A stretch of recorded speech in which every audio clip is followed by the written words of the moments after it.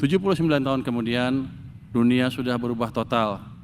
Ekonomi tidak lagi ditentukan hanya oleh tambang dan tanah, tapi juga oleh data, inovasi, dan trust. Namun esensinya sama, kedaulatan ekonomi tetap harus kita jaga.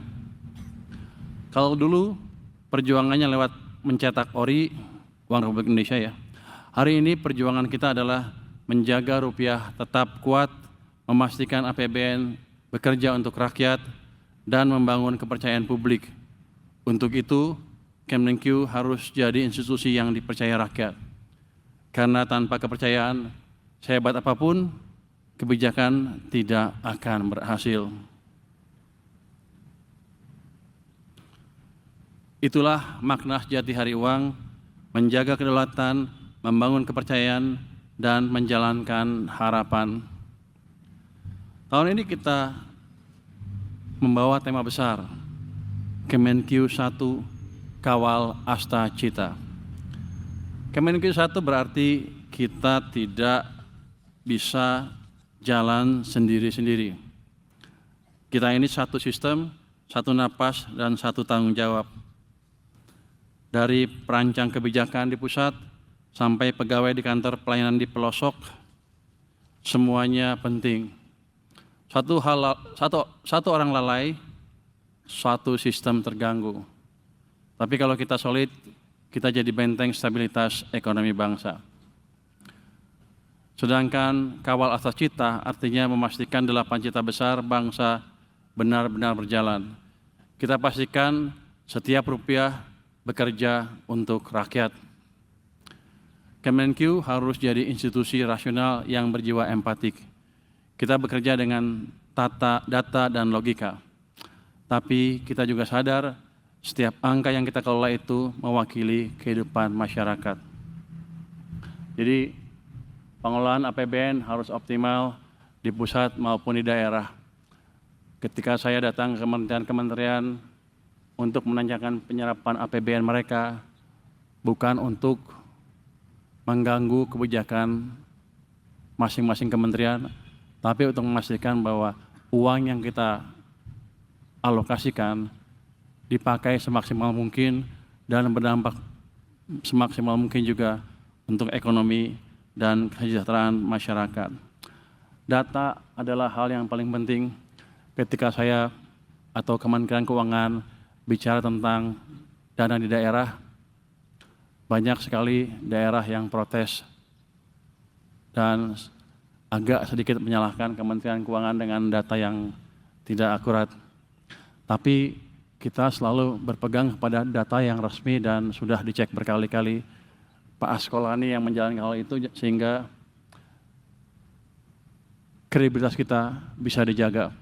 Saya minta teman-teman semua juga ke depan melakukan hal yang sama, cek, double check, pastikan uang dibelanjakan tepat waktu, tepat sasaran, dan pastikan setiap rupiah yang kita berikan atau kita alokasikan untuk anggaran digunakan secara semaksimal mungkin untuk kemakmuran masyarakat. Saudara-saudara sekalian, Presiden telah menargetkan pertumbuhan ekonomi 8% sebagai pondasi menuju Indonesia maju dan menugaskan kita memastikan target itu tercapai. Jadi 8% bukan angka yang kecil dan kita hampir jarang mencapai pertumbuhan seperti itu di masa-masa lalu pun. Hanya 1 triliunan kalau nggak salah sempat di atas itu. Jadi ini tanggung jawab kita semua bersama. Jadi kita bukan hanya bagi-bagi duit di APBN, tapi memastikan semuanya bisa mendorong ekonomi dengan baik dan kita akan lebih proaktif membantu iklim investasi di Indonesia sehingga kita bisa mencapai yang 8% tadi. Jadi kita ditugaskan untuk mendorong atau membantu terwujudnya cita-cita 8% itu. Ini bukan angka yang kecil, tapi saya yakin kalau kita terus-terusan bekerja sama memastikan anggaran terserap dengan baik dan memastikan tercipta iklim investasi yang lebih baik, 8% bukan angka yang di langit. Itu suatu hal yang bisa kita capai.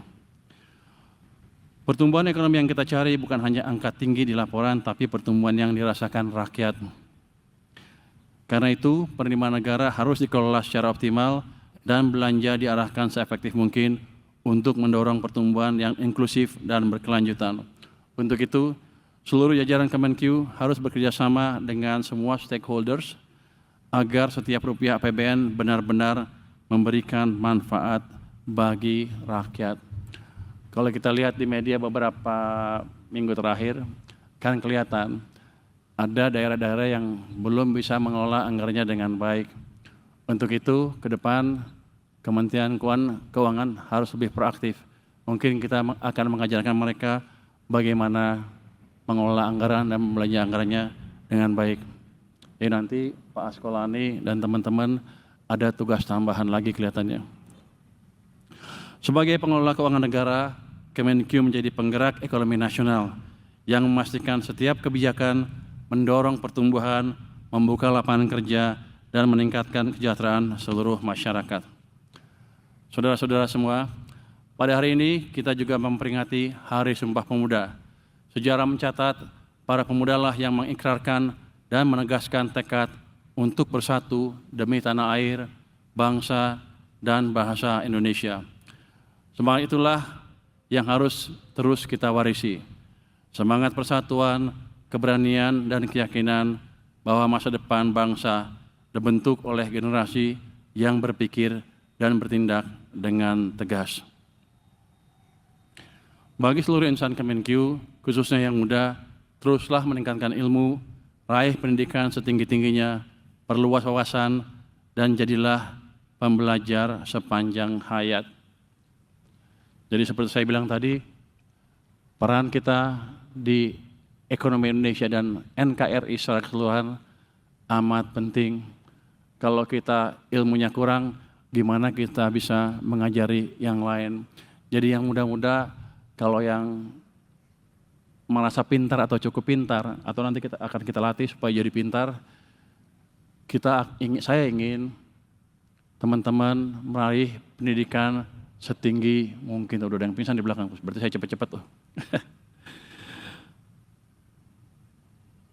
Pada kesempatan ini, saya juga ingin berpesan bagi seluruh jajaran, jaga nama baik Kemenq, bekerjalah secara profesional dan berintegritas. Semangat Hari Uang dan Sumpah Pemuda adalah panggilan masa depan. Bangsa ini tidak butuh birokrat yang hanya menjaga sistem, tapi pemimpin di setiap level yang berani memperbaikinya. Jadi Anda semua adalah pemimpin di setiap level, di level Anda masing-masing. Dan Anda harus bisa memimpin bukan di Kemenq aja, tapi di luar Kementerian Keuangan, menggait orang-orang di luar Kementerian Keuangan sehingga mereka juga bisa bekerja secara optimal. Saudara-saudara sekalian, 79 tahun perjalanan Hari Uang adalah kisah keberanian. Para pendiri bangsa tidak menunggu sempurna untuk bertindak. Mereka tahu tanpa kedaulatan ekonomi, kemerdekaan hanyalah janji kosong.